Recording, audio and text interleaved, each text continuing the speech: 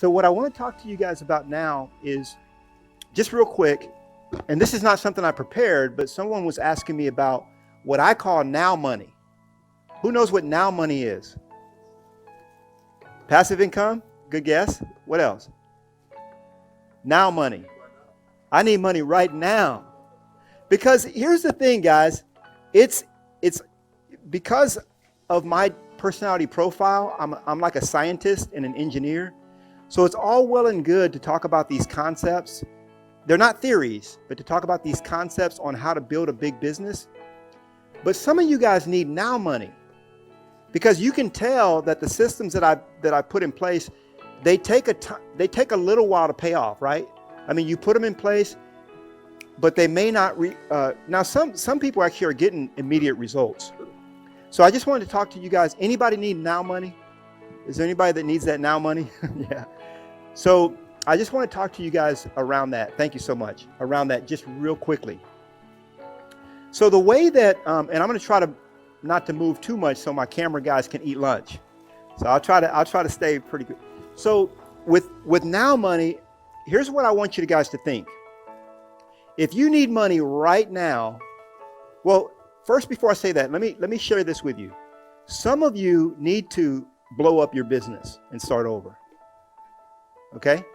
Some of you need to blow up your business and start over. Because a business built on the wrong foundation ultimately will crumble. You cannot build a scalable empire building it on a shaky foundation. And so what all of you need to do, and I would encourage you to do it this weekend, if you feel the need to do it, okay? And just look at the overview of your business and say, what is the trajectory of my business? Where's my business headed? What is the end game? What's the ultimate goal for me? Okay? And then look at that and say, what would a business that does this look like? I mean, many of you are afraid to do 100 deals a year. See, what I'm trying to do, this is my honest truth on this. What I'm really trying to do is take you out of feast or famine. None of you was designed for feast or famine. When you were born into this world, how many of you scrimped and scraped from the time you were a toddler to the time you were 18? Okay? Some of you did, because you were maybe lucky enough to be born into that kind of situation. Sometimes we see it as everything in life happens for a reason, and God put us in situations for a purpose. Okay? I was an abused child. Okay? I was abused in every way except sexually. I was physically abused, verbally abused, and mentally abused as a child. I was told things like, you'll never amount to anything. You're worthless. Okay? I'm sorry we ever had you. Okay? And I was actually, and you say, and it is sad, but when you have a bipolar parent growing up in a single home, those are the kind of things that you might hear. Okay? Many of us, what we need to do is we need to scale back and say, what is my life about? What's my purpose? What's my end game? Forget about what anybody's told you or what they thought was the vision for your life. Okay? When God placed you in this realm, He had a very specific purpose for you.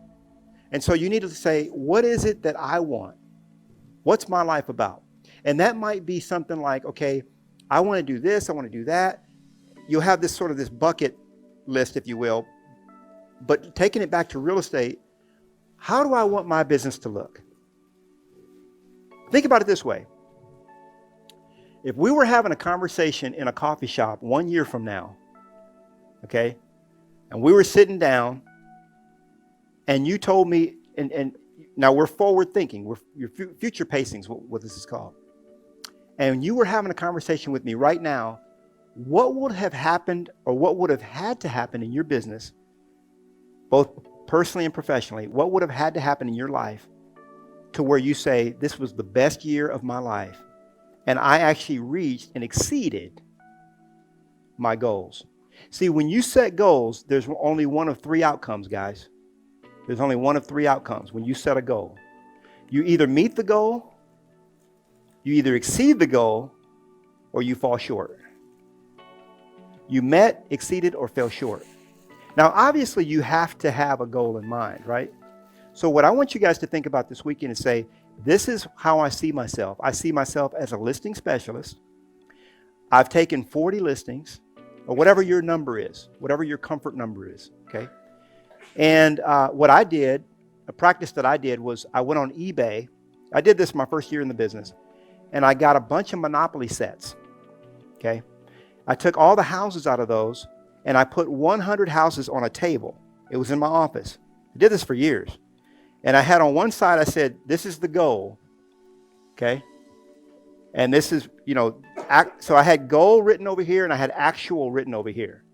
And you know what I got was a little, one of those dinner trays that you get that has like the little legs on it. So I just borrowed one of those from my wife, and I just had it there year after year.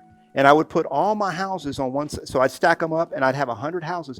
And when I would move one over whenever I closed something, I'd move it over, right? If you want to do it based on listings, you could do it that way. So it all boils down to the number of appointments that you have. Most people, what they want to track is how many closings they have. That's not what you want to track. Here's the truth. If you take care of the front door, the back door takes care of itself. If you will take care of the front door, the back door will take care of itself. So the question you want to be focused on is, how many appointments do I need to have within the next year to realize this goal that I will realize? Because guys, whatever the goal is that you have for yourself, it is not out of reach. It is within reach, okay? You can do it. And so some of you, as I was saying, some of you need to blow up your business. In other words, you've built your business on scatterbrain ideas, hairy-carry theories, outdated statistics, and stuff that just doesn't work. And you look and say, if I was to build any business I want, whether you can do this or not, if I was to build any business that I want, anything that I wanted, what would that look like? Okay. Another way that we do future pacing is we ask ourselves questions like, if you had $10 million in the bank, what would you do with your life? You have $10 million in the bank, what would you do with your life? Okay.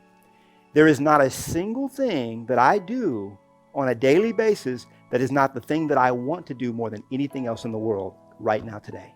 That's the way I live my life. I discovered years ago that no matter who told me that I wasn't good enough, or that I'd never make it, or I was, I was an accident, I was no accident. I was destined to come into this world at the time that I came in. I am not an accident. I'm a child of God that is sent here for a purpose, and I will fulfill my purpose on the earth. Okay.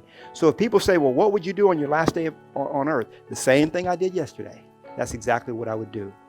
Every one of us has a chance to lead the life that we want. And that's what we say when I say you can lead a life by design, okay, and not by default. Many people are living a life by default. And the way you design your life is you say, this is the life that I want. And then you reverse engineer it and you say, what will it take for me to achieve this goal? And sometimes one of the questions that I ask my students quite often is, what's it going to finally take for you to wake up and succeed? What's it going to take? Because most of you, if I was to disc profile you, anybody that knew the system and knew it would say, if you were to stack up my disc profile against your disc profile, everybody know what I'm talking about? The DISC? The behavioral personality profile. If you were to stack mine up against yours, I guarantee yours would win every single time. Okay. One of the blessings that God gave me when he put me in a family that told me I would never amount to anything was a spirit of perseverance, a spirit to be that which God birthed within me. Now, some people can let that crush them. Okay. It could go either way. Make sense? Some of you are living defeated lives. And you're living the kind of life where you believe you're a victim of circumstance. Okay. All things that happen in your life are created by you. Okay. You are the captain of your ship. Nobody can say, well, why does Knolly get to stand up on stages and travel all across the world? Anybody can do this. I wasn't born with a birthright to do this. Okay. And it doesn't take the hustle and it doesn't take the grind. Here's what most of us, from the time that we're born to the time we're 18, generally, if you didn't have a cray-cray family, some of y'all was born to some cray-cray, crazy people. And that's okay too. There's a purpose behind that as well. But if you came from a nurturing background, you didn't have to worry about anything. And that should be the state of every single one of you. I never get up on any day, okay, and this has been how I've lived my life for probably the last decade at least. There's no day that I get up where I have to do anything. I have no mortgage to meet. I have no bills to pay, okay? I have no debt to pay off, and it's not feast or famine. Many of my students are on the roller coaster of feast or famine for one reason and one reason only. They're addicted to the rush. They're addicted to the rush. Got to get it, got to make it, got to hustle, got to grind, got to get it. And then all of a sudden, they have a breakthrough, they get a deal, they get their mortgage paid, and it's the climax, and then you're back on the hamster wheel again, okay? You can live a life, for those of you, now some of you are already living this life, but you can live a life where you have $250,000 in the bank. You can travel anywhere that you want to travel, and all of your needs are met, okay? If you started out in the world that way, from the time you were 0 to the time you were 18, where all your needs are met, that should be an indication to you that that's the way life should be, guys. And I'm not talking about living privileged or living with a silver spoon in your mouth. I'm talking about getting up and living life with a passion and a purpose, okay? Not just going through the motions like, I'm in real estate because I have to sell houses, okay? You can do anything that you want to do, especially in these United States of America.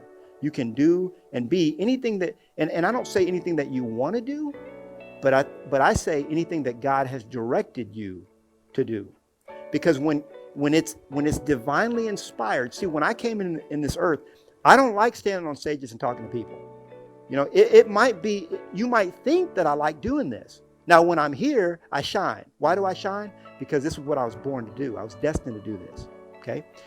Now, but it's not something that I look forward to like, oh, I just want to go be on stage. I'd rather be behind a spreadsheet or doing something like that. I like doing that kind of stuff, or coming up with a new business idea. I like doing that kind of stuff. But this is, when you came into this realm, you came here with a tool bag of specific talents that God has given you. And the question, and here's the thing, if you point your nose in the direction of where God has destined you to be, all heaven has got your back. Like nothing can stop you from reaching your ultimate greatness. Does that make sense? There is nothing that can stop you. The only thing that will stop you is if you're on the wrong path and you keep getting all these signs like, hey, you really shouldn't be doing this. Or two things that stop most of my students is fear and doubt. Fear and doubt. Those are the dirtiest words. So and part of it is a lot of you guys don't really know what you're supposed to be doing. Okay. I'm not saying you have to change your career. I wrote a book here called Discovering Your Divine Destiny. Okay. That's another thing that I teach people is called Destiny Discovery. What are you put on earth to do? That's another resource that I make available for free on my website, because I want everybody, there's not a person in this realm that I believe should go. See, the number one thing that you need in this realm, I'm going to tell you this, the number one thing that you need is to know your purpose of why you're here. Okay? Because here's the thing, happiness is a byproduct of living that purpose. The reason why you're really good at some things and not so good at other things is because there are other people that are good at the stuff you suck at. Some of you are really bad at paperwork. That's an indication that you shouldn't be doing it. Not that you should get better at it. And if you will only shine, see, here's the thing, the most successful people in the world, the billionaires, are only successful at a few things. But the things that they're really successful at, they're really successful at. So what I would encourage each of you guys to do is find that thing that you're destined for and use real estate as a conduit for your passion. Some of you get the frightful idea that you got to leave real estate or you got to not make money because you follow some passion, and that's not the case, guys. You can fulfill your purpose on the earth through your real estate career. Does that make sense? All right. So hopefully that word has been good for some of you.